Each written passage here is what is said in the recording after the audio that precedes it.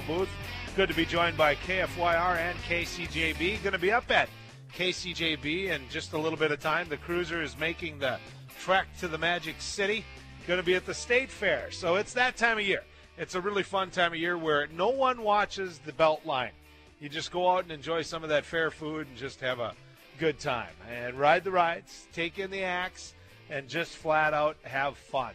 Nobody here is arguing Democrat or Republican, even though we'll do some of that on News and Views today. All they want is to make sure they get a ticket, make sure mom and dad leaves them a 20 or a 40 or whatever they need dollar-wise to go out and ride some of these extreme rides. And here at the Red River Valley Fairgrounds, for $7 you can get in and have a great time and see all the acts. In fact, a little bit later we're going to have Dale Rust on. I got a tip from a buddy of mine in the Morton area. He said, get Dale on. The Birdman is coming, and he's here. And we'll find out how many chicks are hatching, and who knows. He'll maybe have a story for you or two along the way. Just to show you how small the world is, I was talking about at some point today, Albert Mickish is coming. You've heard me make reference to Albert. I grew up, Albert Mickish playing wedding dances, and he was like the local star back home in the Geneseo, Manador, Ledgewood area that I grew up in. Albert played polka music and just always had a good time. Whenever you went to see him, you left in a happy mood. You did. His ex-wife, Karen, brought over an album for me because she heard me talking about it one day and said, check this out. Well, the problem is I don't have an album player anymore. Just to tell you how the world's gone to hell in a handbasket. I can't even play my 8-tracks anymore. Well, anyway, she just told me, get a hold of your buddy Larry Gopper, who was on with me one day talking about health insurance and understood the medical insurance industry, and he can convert that to a CD for you. You'd think at a radio station I could get that done, but that happens to not be the case. At any rate, that's how small the world is and how it goes completely full cycle. If you want to get elected to Congress in North Dakota, you better understand polka music. In fact, I'm going to check on somebody right now. Kevin Cramer, who won in the primary and got that Republican seat on the ballot in the fall. Welcome to News and Views. Good to have you on. Hey, it's good to be with you, but did you say that Albert Mickish is going to be in the studio with you today? Did I hear you say that? He's going to be on the fairgrounds out here at some time today. Are you going to see him? Because I'd love an autographed photo. If I see him, I'll get you one. I always thought Albert, because I never knew a man other than maybe a TV anchor that could smile that much for that long. I always thought he put toothpicks in there just to keep his lips the right way. That man has talent. Well, we grew up, as you know, in similar areas, and yeah, he was a big star. He was right up there with Lawrence Welk and Johnny Holm. He was the one that brought Lawrence Welk back home to you, no doubt about that. That's right. It's like, when you and when I first got into politics, came out to Bismarck, and people would have suppers here, there, whatever, and we'd go to them, and then Milo Hudson-Buehler would be playing at that banquet, and you'd wonder why. Normally, legislators and executives would go to these things, eat the meal, and bolt out. But when Milo Hudson-Buehler was there, everybody stayed, didn't they, Kevin? Well, they did. But the funny thing, Joel, is, of course, you see Hankinson and Manador. That's a little more German than Kindred. Kindred is Norwegian. Those Norwegians and Kindred would never understand Milo Hudson-Buehler. They would just look at each other like, "What?" What's he getting at, and what is he saying? Yeah, I hear you. I understand it. Kevin, let's talk a little politics. Let's talk about your race for the U.S. House. How's it going? Are you raising a buck or two? Well, we're raising a buck or two, but I'd rather it be a bucket or two.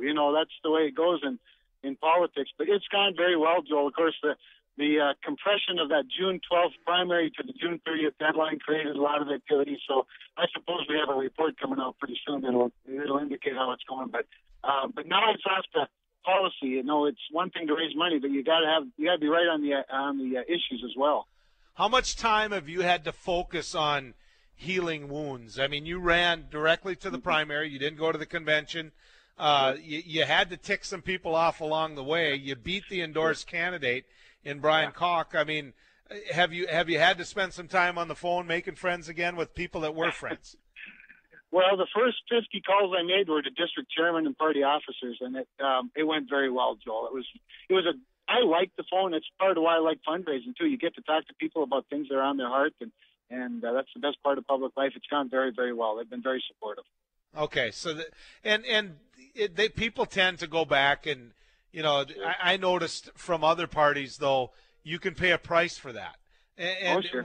we did. I'm not sure the Democratic Party ever really healed up from the Spaeth-Heigard thing, and you're saying that this didn't turn out to be that big of a scrap. Well, it's not over, Joel. I still have to do my part and win this race and demonstrate, my worth.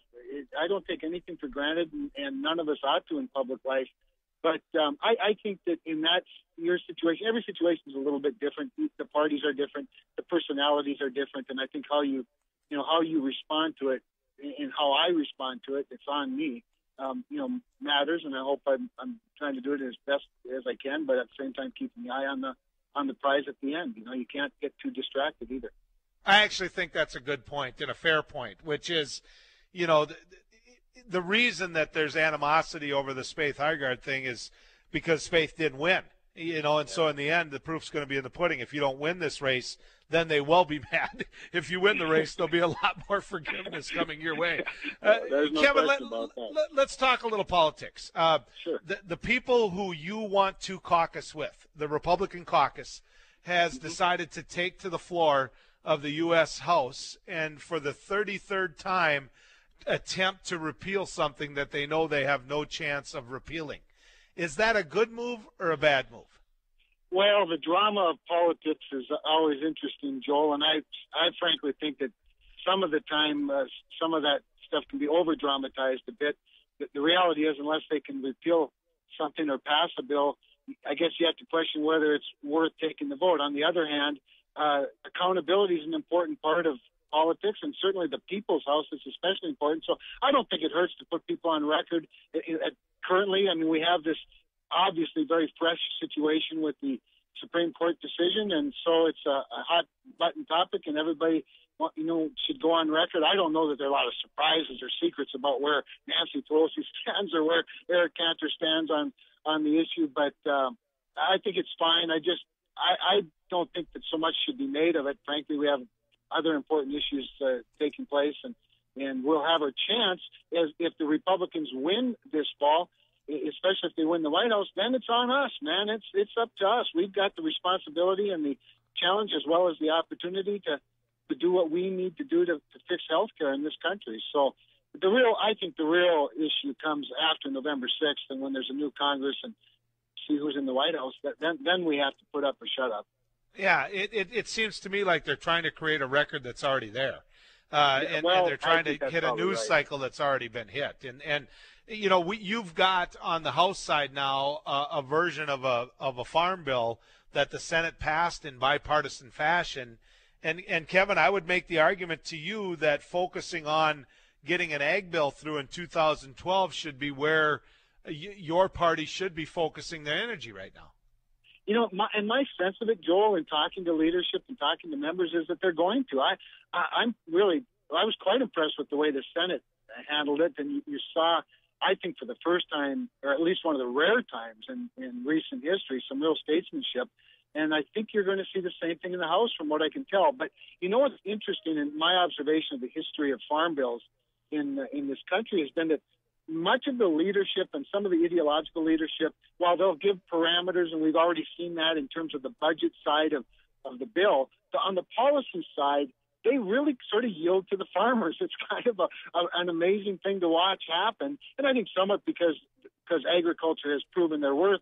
Here we are, a net winner in terms of trade and the trade deficit, and we're feeding the hungry world. And let's face it, every country, sophisticated country in the world, protects its food supply, and the United States is no different. We've seen very successful ag lobbies, such as our own sugar industry here in the Red River Valley.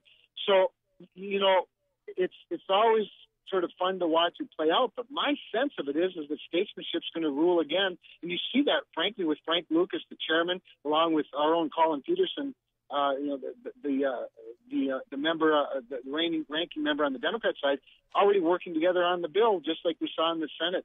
So the real challenge, Joel, I think, is if the leadership in the House can do what the leadership did successfully in the Senate, and that is keep the amendments to a minimum, keep them focused on the issues, and not let them drag the whole process into the mud. And because we have to get this thing done by September 30th when the current bill expires. Well, and Kevin, to me, so much of that is where we go in the future. So let's talk about that for just a sec, if we can, before the break here. Do you believe the federal government has a role in or should be investing in ethanol, for example? Well, ethanol is a tough one because ethanol, much like wind, is an emerging technology that has some value, and it certainly has some national security value as well as obviously economic value to the farm producer. But I think we have to be realistic, Joel, and realize that just like wind, and I supported early technologies for wind, but it's time to wean ourselves off it. We have to have a long-term plan that says we're not going to subsidize this forever. It has to stand on its own merits at some point. There has to be a cost-benefit analysis done, every time it comes up. I think where we are today is fine, but going forward in the long run, much like crop insurance itself, the evolution of things is ongoing. That's why we have 5-year bills, so that we provide some certainty, while at the same time you work during that 5-year period to see if there's not a better plan down the road. And I think we're seeing the benefits of some of that good wisdom in the past, and I think we have to keep our eye on the long term in the future. So you would or would not support the investment in ethanol? The current one, I would, absolutely, and the investment that's in the Senate bill, okay, absolutely. But I also think we have to constantly be thinking long term about how do we transition, into other investments in the future, because we have a $16 trillion debt, and it's we can't take our eye off that ball either. Kevin, I didn't get a chance to visit with you this morning before you went on air. Amy did. I don't know your schedule. Do you have time to take some listeners' calls? Oh, sure. Okay, well, when we come back, let's do that. Let's go find Terry Spees and find out what's going on in our weather center. Terry, you and I are heading to Hope together on Friday, aren't we? Oh, we're going to hop to Hope, that's for sure, yes. Is that what we're calling it? I don't know, but... I'm driving the cruiser. You're not just going to crawl in there and say, I'm driving right away. Oh, I thought I was going to sleep for a while, yeah. I don't care if you do that, but I'm driving. Anyway, we have a hot day for the fair out at the Red River Valley Fairgrounds, and a quite a hot day for much of the northern plains, in fact.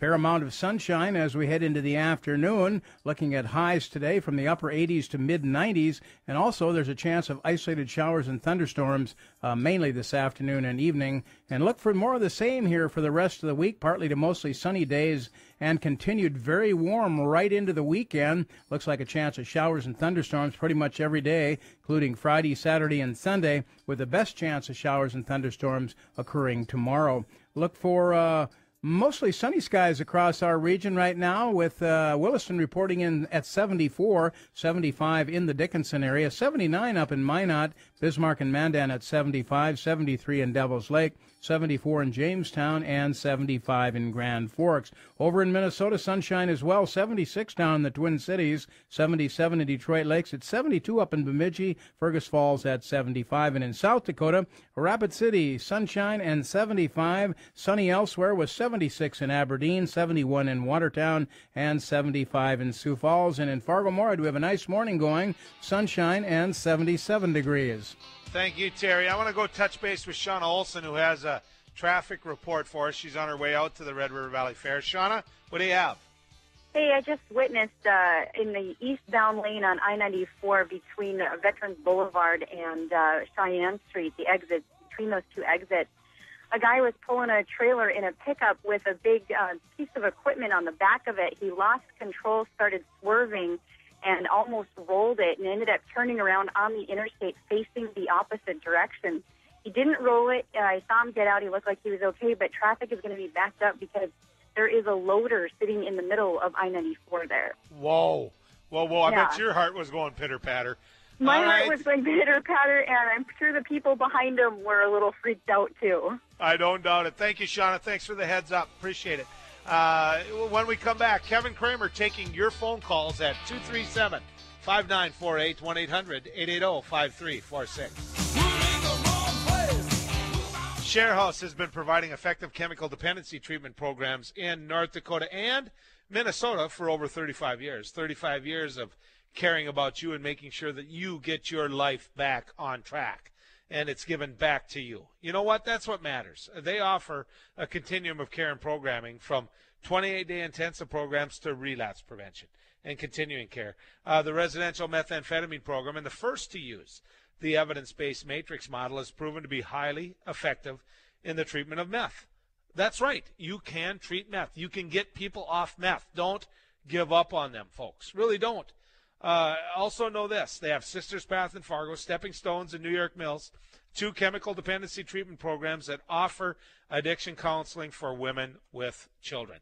You get to stay together as a family while you get things back on track. So let the most trusted chemical addiction treatment center provide you with an opportunity for a new life in recovery. Contact Sharehouse now at 701-361-1018 or visit their website at sharehouse.org. Sharehouse, you won't know them until you need them. It's grassroots dirt track racing at its best. Sunday nights at the Buffalo River Race Park. Gates open at 4. Come early and get your seat in the Outlet Recreation Indoor Seating Area. The kids will love the arcade center inside the new Sicky's Garage Racer Mall, where you can also register to win a customized golf cart from All Season Motorsports. Racing starts this Sunday at 6. Presented by Randall's Excavating and Peterman Seed. And backed by popular demand, the Mini Sprints. Check our website for dates at BuffaloRiverRacing.com. The Buffalo River Race Park, just 15 minutes east of Fargo. Join us Monday, July 16th at 11 a.m. when Dr. Mike Lillestall will be taking your calls, answering any health-related questions you may have. Dr. Lillestall is an internal medicine physician with IMA Healthcare. He specializes in osteoporosis, diabetes, and heart disease. Call in for some expert advice on symptoms, treatment options, or medications you may be taking. The IMA Doctor Show is Monday, July 16th at 11 a.m. with Jack and Sandy.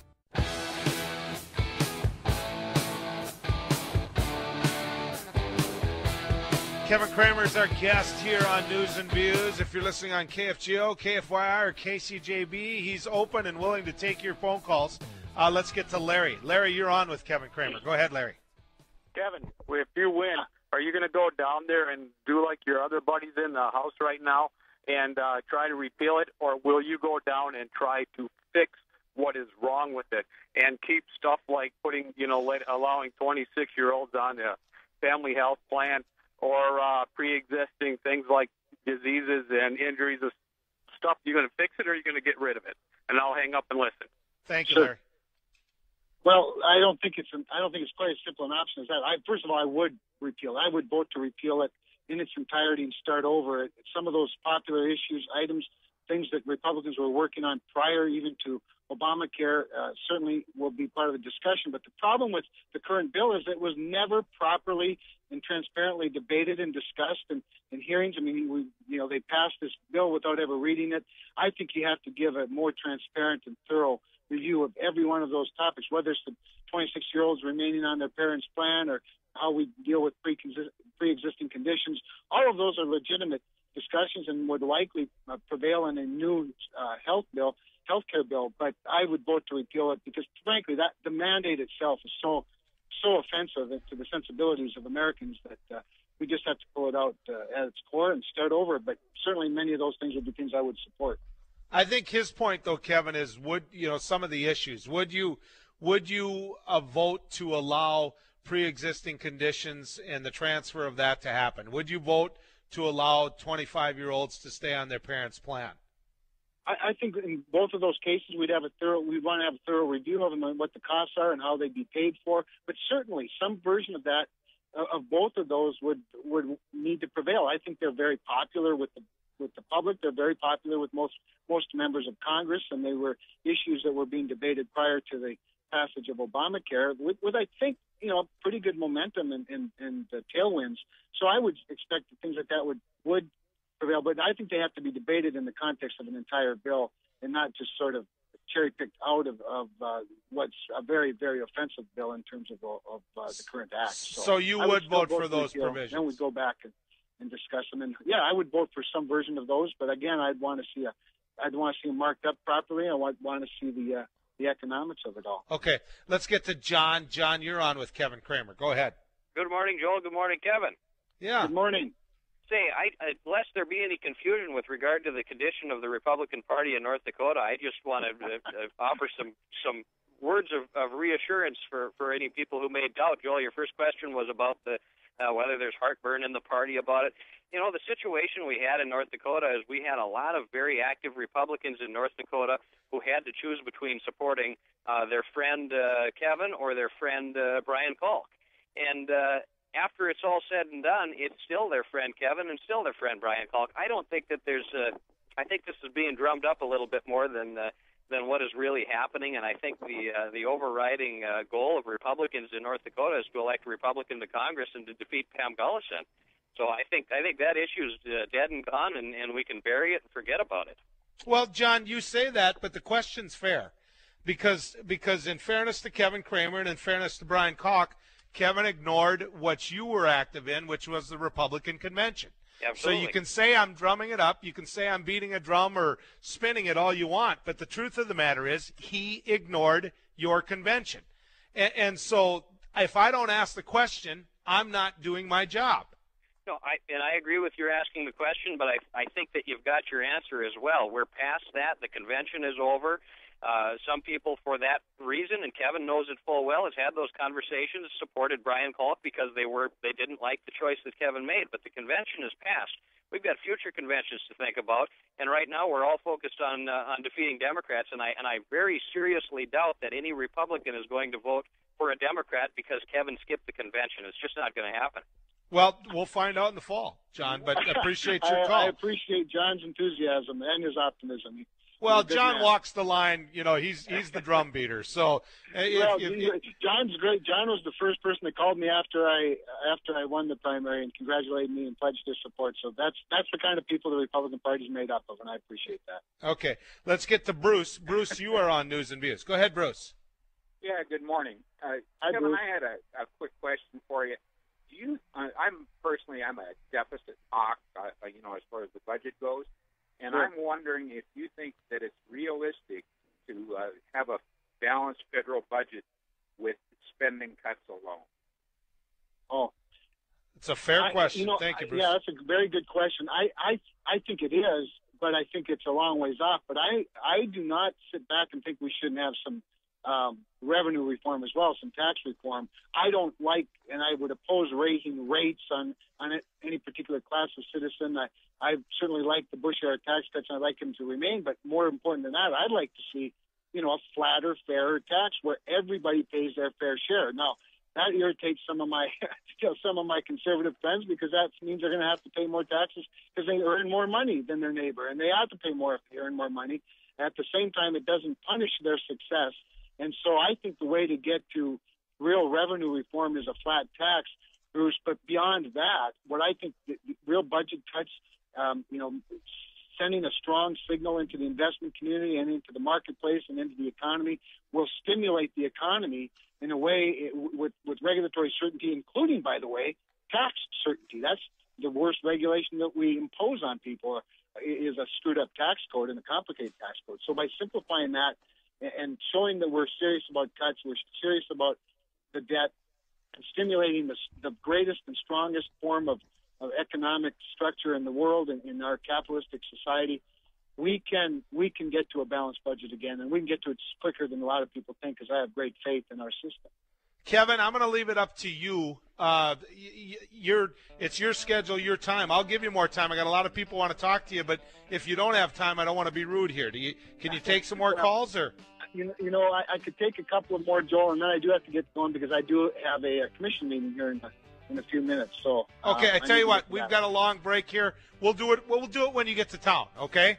I look forward to that, Joel. Okay, Kevin Cramer. I want to talk about taxes when we come back. I want to talk about how in 2009 I have this great researcher named Al Ahmed who helps me often. Americans paid the lowest tax rates in 30 years to the federal government. I want to get your take on that. Stick around. More coming your way right here on News and Views.